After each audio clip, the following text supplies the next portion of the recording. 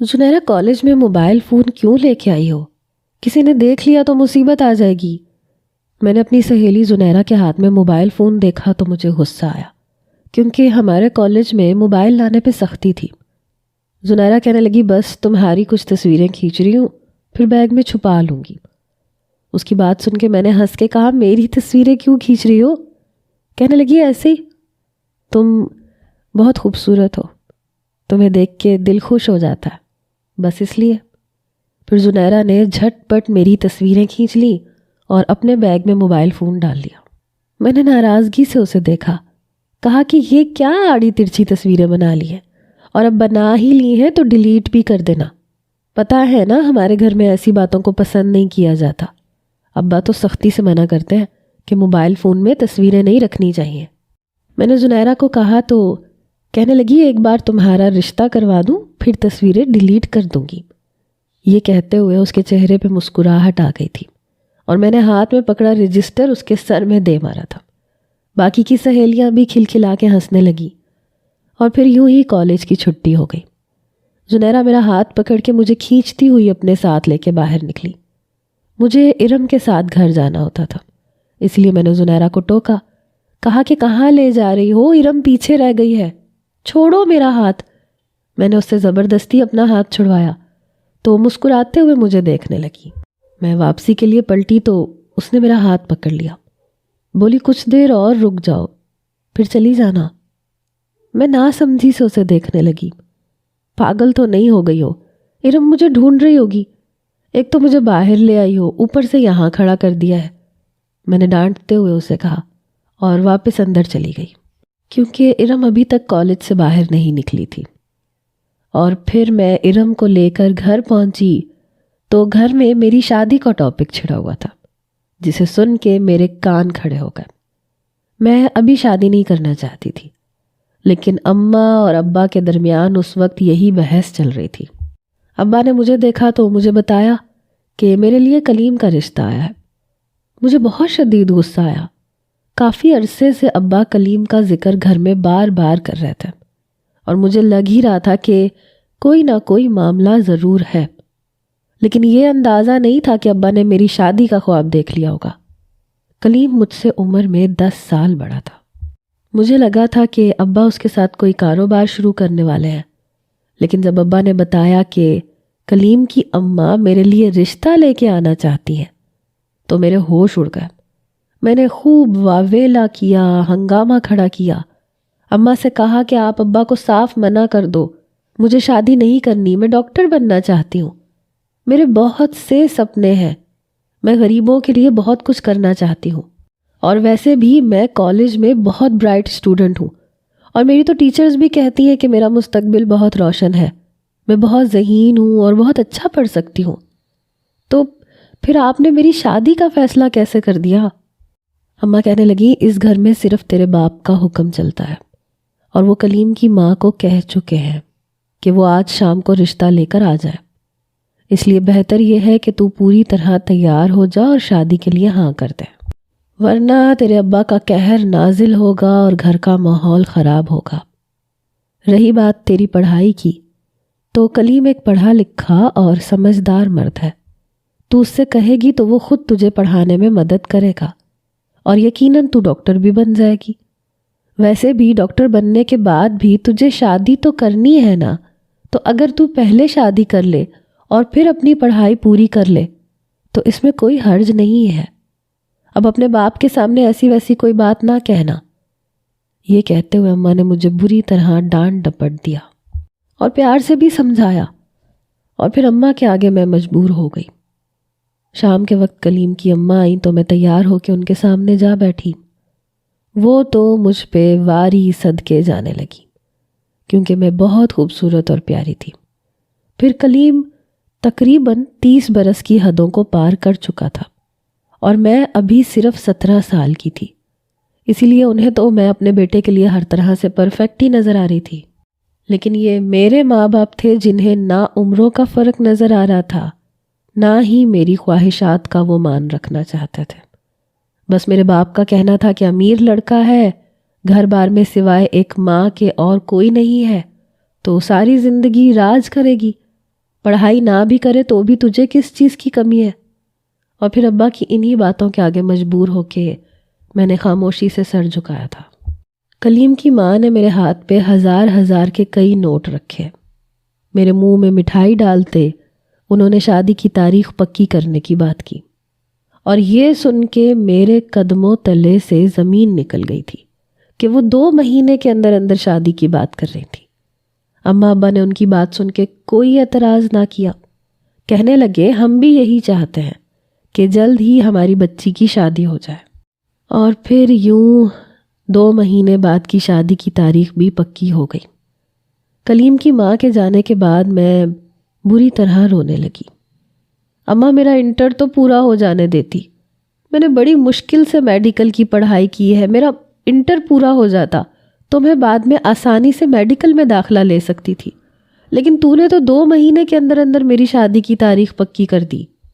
میرے امتحانات میں تو ابھی 4 مہینے باقی ہیں، مطلب میں شادی کے بعد امتحان کس طرح دوں گی؟ میں روئے چلے جا رہی تھی، اور اماں میرے سامنے بیٹھی مجھے گھور رہی تھی۔ جب اتنا اچھا اور امیر شوہر مل رہا ہے تو پھر تو کیوں پڑھائی کے پیچھے مر رہی ہے؟ اس کے گھر میں نوکر چاکر ہے، دیکھا نہیں ہے کلیم کی ماں کتنی بڑی گاڑی میں آئی تھی، مگر تجھے تو کوئی بات سمجھ ہی نہیں آتی۔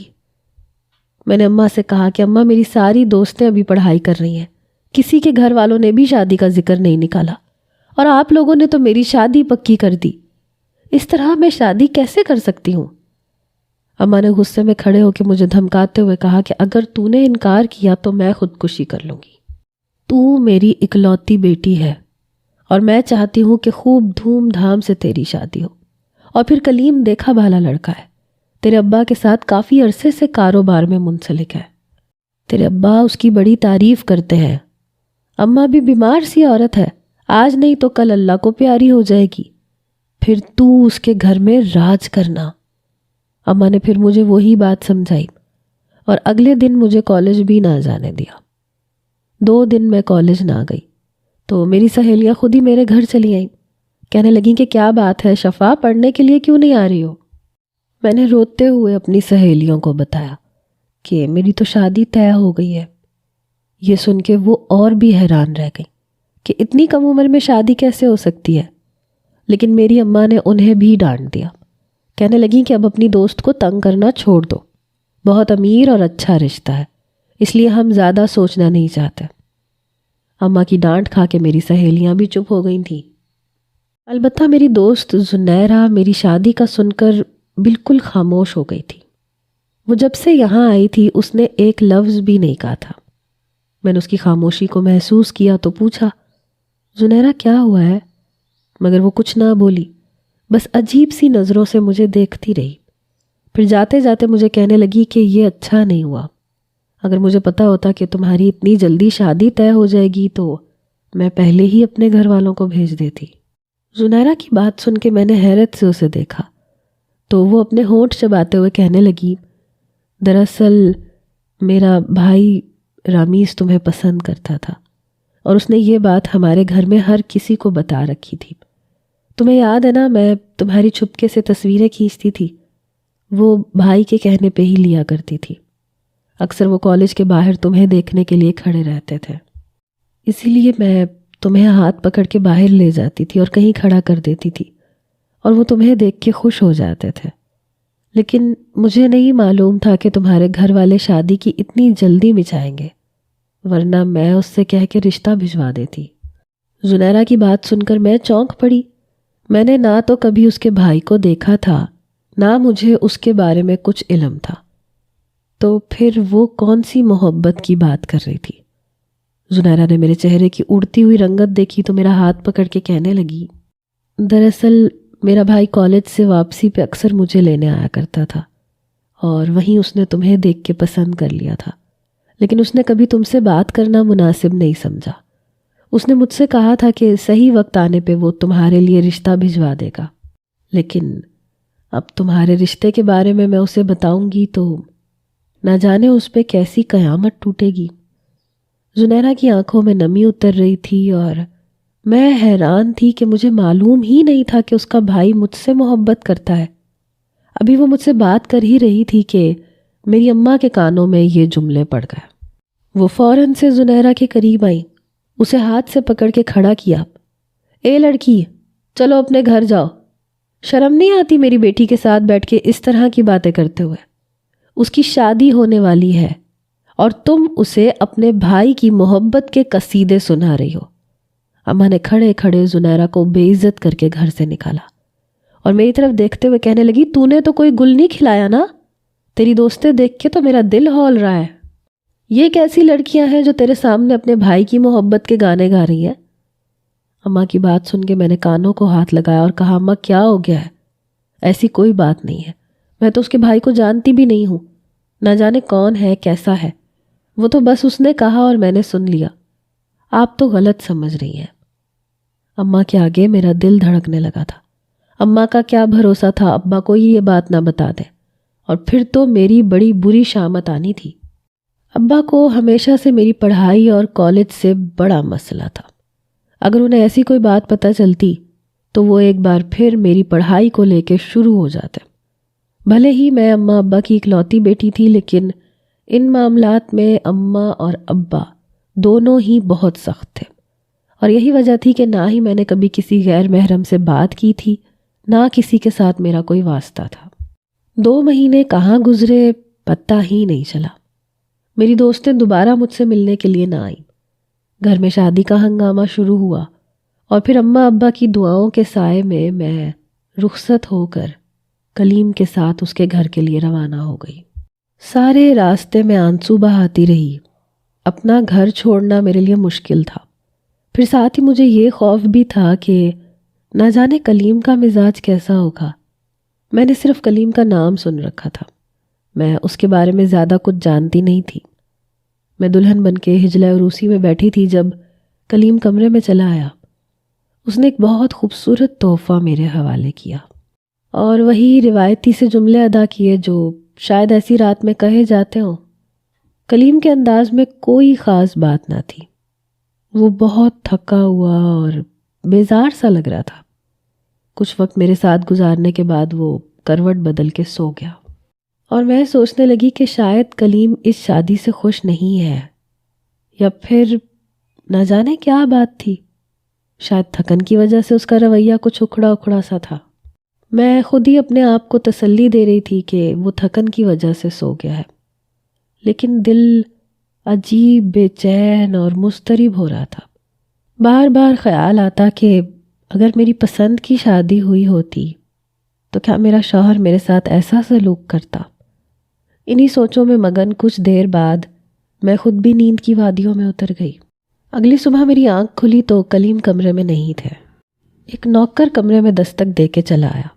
اس کے آنے پہ میں گھبرا کے اٹھ بیٹھی اور پاس پڑا دوپٹہ اوڑھ لیا۔ وہ میری طرف دیکھنے کے بجائے نظریں جھکائے کھڑا تھا۔ کہنے لگا، میڈم صاحبہ، گھر میں سب جلدی ناشتہ کرتے ہیں، بڑی مالکن نے بھی ناشتہ کر لیا ہے اور صاحب بھی ناشتہ کر کے دفتر کے لیے نکل چکے ہیں، آپ کا ناشتہ لگا دوں کیا؟ وہ بہت باادب لہجے میں پوچھ رہا تھا، اور میں حیران تھی۔ میں نے گھڑی پہ نظر ڈالی تو گھڑی صبح کے 10 بجا رہی تھی۔ کیا کلیم واقعی دفتر جا چکے ہیں؟ میں نے حیرت سے پوچھا تھا، کیونکہ مجھے تو یہی معلوم تھا کہ شادی کے کچھ دنوں بعد تک دلہا دلہن ایک ساتھ زیادہ وقت گزارتے ہیں، لیکن میرا شوہر تو پہلے ہی دن نوکری پہ نکل گیا تھا۔ اس کا رات والا بیزار سا رویہ بھی مجھے یاد آیا تو میری آنکھوں میں آنسو آنے لگے۔ میں نے اس نوکر سے کہا کہ مجھے بھوک نہیں ہے، اور پیچھے ہٹ کے بیٹھ گئی۔ وہ کہنے لگا، بی بی جی، میں بہت اچھا مساج کرتا ہوں، اگر آپ کو تھکن محسوس ہو رہی ہے تو میں کر دوں۔ اس کی بات سن کے میں نے چونک کے اسے دیکھا اور غصے سے کہا کہ دماغ ٹھیک ہے تمہارا، جاؤ یہاں سے۔ میرا غصہ دیکھ کے وہ فوراً کمرے سے باہر نکل گیا۔ مجھے انتہائی عجیب لگا تھا کہ ایک ملازم ہو کے وہ ایسی بات کیسے پوچھ سکتا تھا، لیکن پھر مجھے اسی شام اندازہ ہوا کہ میری ساس بھی اس سے یہی کام کرواتی تھیں، شاید اسی لیے وہ مجھ سے پوچھ بیٹھا تھا۔ امیروں کے طور طریقے الگ ہوتے ہیں، اسی لیے مجھے شاید اس بات کا اندازہ نہیں تھا کہ امیروں میں اس طرح مساج وغیرہ کروانا ایک عام سی بات ہے، کیونکہ پہلے ہی دن جب میں سارا دن اپنے کمرے میں بند رہنے کے بعد جب شام کو ساس کے کمرے میں گئی تو وہی نوکر میری ساس کے پیروں کی مالش کر رہا تھا اور ساتھ ساتھ ان سے باتیں بھی کر رہا تھا۔ مجھے دیکھتے ہی کھڑا ہو گیا، ادب سے سر جھکا کے کمرے سے نکل گیا۔ تب میری ساس کہنے لگی کہ ہمارے اس ملازم کے ہاتھوں میں تو جادو ہے، جادو۔ ابھی سے نوکری کرتے ہوئے 1 مہینہ ہی گزرا ہے، لیکن اس نے میرا اعتماد بھی جیت لیا اور اپنی خدمت سے مجھے بہت سکون بھی پہنچایا ہے۔ تمہیں بھی کوئی کام ہو تو بے جھجک کہہ دینا، بہت اچھا اور شریف لڑکا ہے۔ یہ کہہ کے میری ساس مجھ سے باتوں میں لگ گئی اور مجھے بھی خیال نہ رہا، لیکن اس رات جب میں اپنے کمرے میں بیٹھی تو گھڑی 12 بجا رہی تھی اور میرا شوہر ابھی تک گھر نہیں لوٹا تھا۔ میں انتظار کیے چلے جا رہی تھی، پھر ایسے ہی 1 بجا تو وہی ملازم دستک دے کے کمرے میں آ گیا۔ بی بی جی، آپ نے رات کا کھانا نہیں کھایا، آپ کے لیے کھانا لگا دوں؟ مجھے اس کے اس طرح فکر کرنے میں بہت غصہ آیا۔ میں نے کہا، تم کیا میری چوکیداری کر رہے ہو؟ مجھے کھانا نہیں کھانا اور جا کے اپنا کام کرو۔ وہ باہر جانے کے بجائے میرے سامنے ہی کھڑا رہا، کہنے لگا، بی بی جی، صاحب اکثر دیر سے ہی گھر آتے ہیں، آپ پریشان نہ ہوں۔ وہ شاید میرے دل کی بات سمجھ گیا تھا۔ میری آنکھوں سے آنسو بہہ نکلے۔ اپنی اس بے توقیری پر میرا دل واقعی خون کے آنسو رو رہا تھا۔ میں نئی نویلی دلہن تھی اور میرے شوہر کو میری ذرا بھی پرواہ نہیں تھی۔ نیند میری آنکھوں سے بہت دور تھی۔ میں تکیے سے سر ٹکائے یوں ہی آنکھیں بند کر کے بیٹھ گئی تو مجھے اپنے پیروں پہ کسی کی انگلیوں کا لمس کا احساس ہوا۔ میں نے گھبرا کے آنکھیں کھولیں تو وہی ملازم میرے پیروں کے قریب بیٹھا تھا اور دھیرے دھیرے میرے پیر دبا رہا تھا۔ میں نے جلدی سے اپنے پیر قریب کھینچے اور کہا کہ تمہاری ہمت کیسے ہوئی مجھے ہاتھ لگانے کی؟ دفع ہو جاؤ یہاں سے۔ وہ شرمندہ ہوتے ہوئے کھڑا ہو گیا، کہنے لگا، بس آپ کی پریشانی مجھ سے دیکھی نہیں گئی، مجھے لگ رہا ہے کہ آپ کی طبیعت ٹھیک نہیں ہے، اسی لیے میں آپ کی فکر میں بیٹھ گیا تھا۔ پھر وہ معافی مانگتے ہوئے چلا گیا۔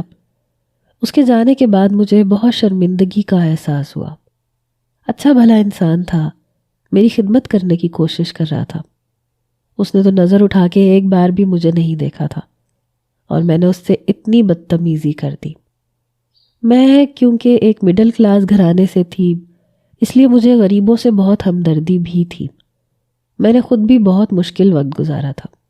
اب اس نوکر کی ایسی شرمندگی والی شکل دیکھنے کے بعد تو مجھے اپنے آپ پہ شرم آ رہی تھی کہ میں نے ایسے کیوں کیا۔ لیکن اس سے پہلے کہ میں اس نوکر کے پیچھے جاتی یا مزید کچھ سوچتی، میرا شوہر کلیم واپس گھر لوٹ آیا۔ وہ بہت تھکا ہوا تھا۔ مجھے دیکھ کے اس نے کوئی بات نہ کی، بس کہنے لگا، میں کھانا کھا کے آیا ہوں، تم نے کھانا کھا لیا کیا؟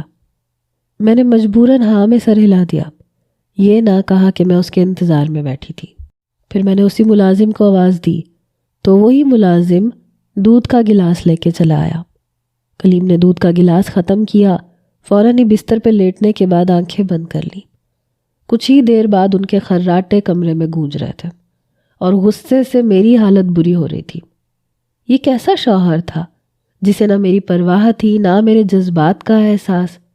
شادی کی دوسری رات ہی میرے شوہر نے جس طرح مجھ سے منہ پھیرا تھا، میرے لیے یہ بہت دکھ کی بات تھی۔ مجھے غصہ آ رہا تھا کہ میرے ماں باپ نے کیوں صرف پیسہ دیکھ کے میری شادی کر دی۔ میں یوں ہی کمرے سے اٹھ کے باہر چلی آئی، لاؤنج میں آ کے بیٹھ گئی اور پھر یہ دیکھ کے میں حیران رہ گئی کہ وہ نوکر اس وقت بھی سونے کے لیے نہیں گیا تھا، بلکہ باورچی خانے میں کچھ کام کر رہا تھا۔ اسے شاید میری موجودگی کا احساس ہوا تو وہ باورچی خانے سے نکل کے میرے پاس چلا آیا۔ بی بی جی، آپ کو کچھ چاہیے کیا؟ اس کی اس بات پہ میرے چہرے پہ ایک دم مسکراہٹ آ گئی۔ میں نے کہا، تم کیا چراغ کے جن کی طرح حاضر ہو جاتے ہو؟ آرام نہیں کرتے ہو کیا؟ اس نے انکار میں سر ہلایا، کہنے لگا، نہیں بی بی جی، میں اپنی نوکری حلال کرتا ہوں۔ یہ کہتے ہوئے وہ میرے قدموں میں ہی بیٹھ گیا۔ پھر پوچھنے لگا، بی بی جی، میں آپ کے پیروں کی مالش کر دوں کیا؟ میں نے اپنے پیر اس کے آگے کر دیے۔ اس نے اپنی نرم ملائم انگلیوں سے اس طرح میرے پیروں کی مالش کی کہ میرے دماغ کو سکون آ گیا، اور پھر کچھ دیر بعد میں واپس کمرے میں آ کے سو گئی۔ اگلی صبح میرا ذہن کافی حد تک پرسکون ہو چکا تھا۔ میرا شوہر نوکری پہ جا چکا تھا۔ سارا دن میں یوں ہی یہاں وہاں گھومتی رہی۔ پھر رات کو وہی نوکر میرے کمرے میں چلا آیا۔ اس نے پانی کا گلاس اور بوتل رکھی، پھر کہنے لگا مالش کروانی ہے؟ میں نے ہاں میں سر ہلایا۔ مجھے اب اس سے جھجک محسوس نہیں ہو رہی تھی۔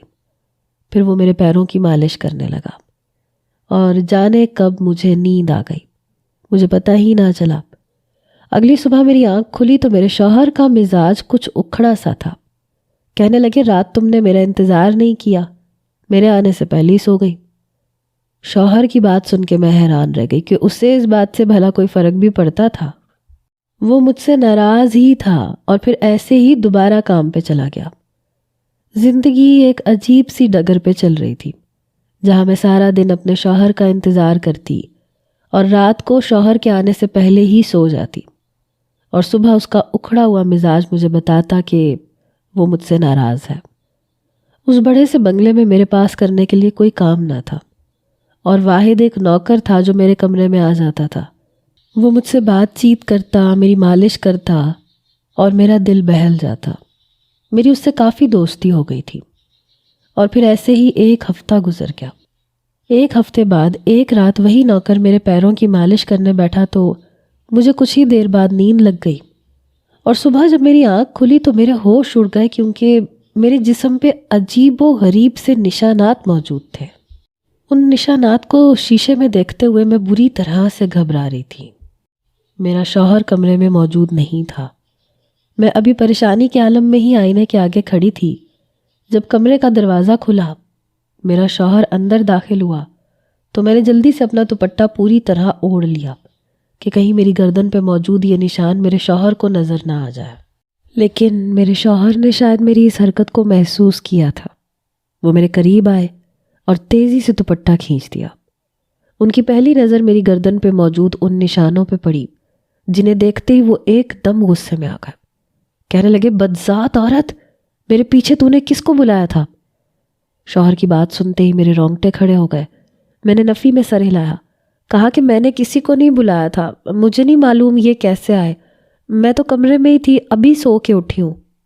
لیکن میرے شوہر نے ایک زوردار تماچا میرے منہ پہ مارا اور میری کسی بھی بات پہ یقین نہ کیا، اور چیخ چیخ کے اپنی ماں اور ملازموں کو بھی جمع کر لیا، اور پھر سب کے سامنے میری عزت کا خوب تماشا بنایا۔ میرے شوہر نے مجھے بد کردار ٹھہرایا تھا، جبکہ میں نے کچھ بھی غلط نہیں کیا تھا۔ رو رو کے میری آنکھوں سے آنسو بہہ رہے تھے۔ میری ساس مجھے بچانے کی کوشش کر رہی تھی، لیکن میرے شوہر کے سر پہ غصہ اور جنون سوار تھا۔ اس نے وہی مجھے کھڑے کھڑے طلاق دی اور پھر مجھے میرے گھر واپس بھجوا دیا۔ میں اپنے گھر پہنچی تو میرا حال بہت خراب تھا۔ میں اپنے ماں باپ کے آگے بہت شرمندہ تھی۔ میرے باپ کو بھی لگ رہا تھا کہ یقیناً میں نے ہی کچھ غلط کیا ہوگا، لیکن میری ماں نے میرا ساتھ دیا۔ انہوں نے کلیم سے بات کرنے کی بھی کوشش کی، لیکن اب کسی بھی بات کا کوئی فائدہ نہیں تھا، کیونکہ وہ مجھے طلاق دے چکا تھا۔ ایسے ہی میں نے اپنی عدت گزاری اور 6 مہینے پورے ہو گئے۔ میں اپنے آپ کو کمرے میں بند کر چکی تھی، نہ کسی سے ملتی جلتی تھی، نہ بات کرتی تھی۔ میری سہیلیوں نے مجھ سے ملاقات کی کوشش کی تھی، زنیرہ بھی آئی تھی، لیکن میں نے اس سے بھی ملاقات نہ کی۔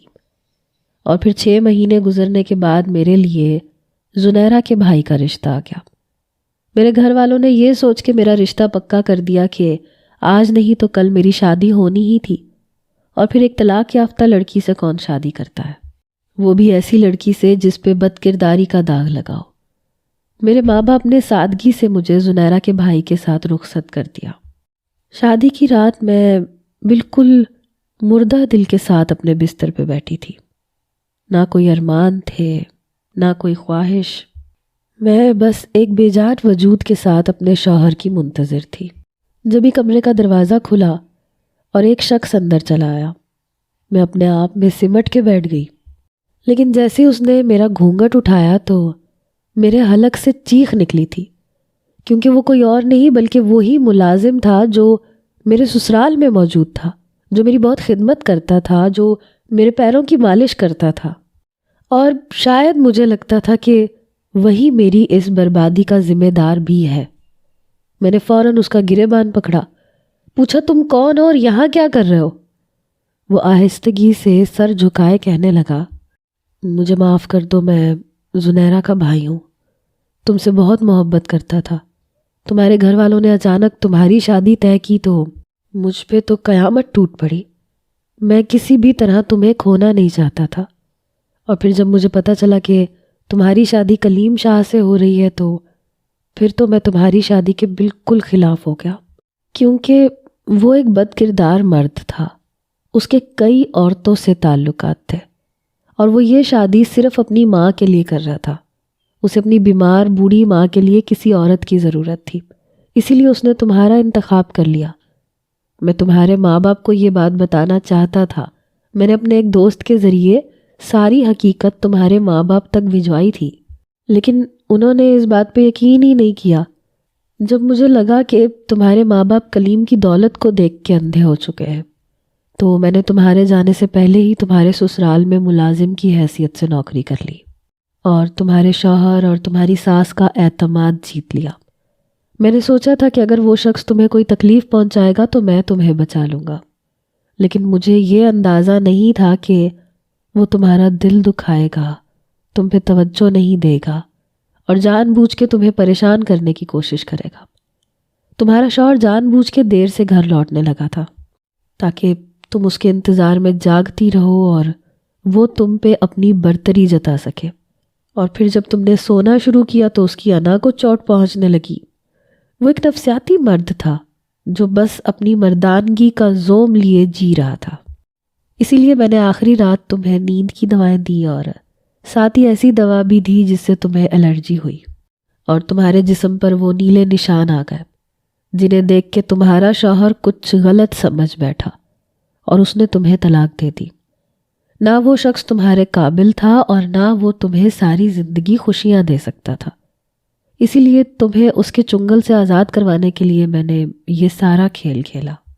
میں جانتا ہوں کہ تمہیں یہ سب سن کے نہ صرف دکھ پہنچے گا بلکہ مجھ پہ غصہ بھی آئے گا، لیکن یہ یاد رکھنا کہ میں نے جو کچھ بھی کیا تمہاری محبت میں کیا، میں تمہیں خوشیاں دینا چاہتا تھا۔ میں جانتا ہوں کہ تم پڑھنا چاہتی ہو، میں تمہیں خود کالج میں داخلہ کرواؤں گا، تمہیں ڈاکٹر بناؤں گا، تمہارے دل کی ہر خواہش پوری کروں گا، بس تم میری اس غلطی کو معاف کر دو۔ وہ میرے آگے ہاتھ جوڑ کے بیٹھا تھا اور میں حیرت اور غصے سے اسے دیکھتی چلی جا رہی تھی، اور پھر میں نے اس کے جڑے ہوئے ہاتھوں کو تھام لیا۔ اس نے جو کچھ بھی کیا تھا وہ میری محبت میں کیا تھا۔ کلیم ایک اچھا انسان نہیں تھا، اس بات کا احساس مجھے بھی پہلے دن ہی ہو گیا تھا، لیکن جب مجھے اس کی بدکرداری کے سارے قصے سننے کو ملے تو مجھے لگا کہ جو کچھ بھی ہوا وہی میرے حق میں بہتر تھا۔ آج میں اپنے شوہر کے ساتھ ایک اچھی زندگی گزار رہی ہوں، ہم دونوں ایک دوسرے سے نہ صرف محبت کرتے ہیں بلکہ اپنے رشتے کی عزت بھی کرتے ہیں، اور یہی میری زندگی میں سب سے خاص اور اہم بات ہے۔ آپ لوگوں کو کیا لگتا ہے؟ کیا میرے شوہر نے جو کچھ کیا وہ ٹھیک تھا یا پھر غلط؟ کمنٹس میں اپنی رائے کا اظہار ضرور کیجیے گا۔